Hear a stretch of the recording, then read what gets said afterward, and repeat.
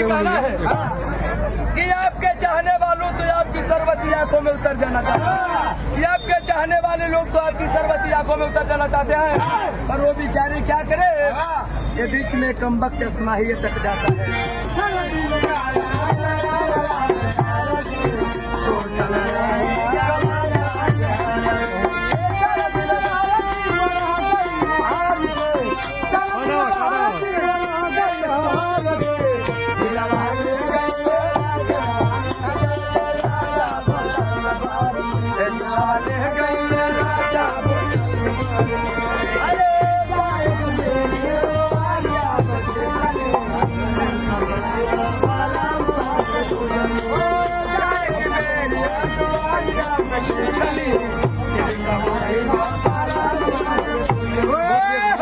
ऐसे कहना है कि पानी में रहता है मगर आसमान में उड़ता है परिंदा, कि पानी में रहता है मगर आसमान में उड़ता है परिंदा। लगता है कि इस महफिल में चना खाने के लिए आ गया है गोविंदा।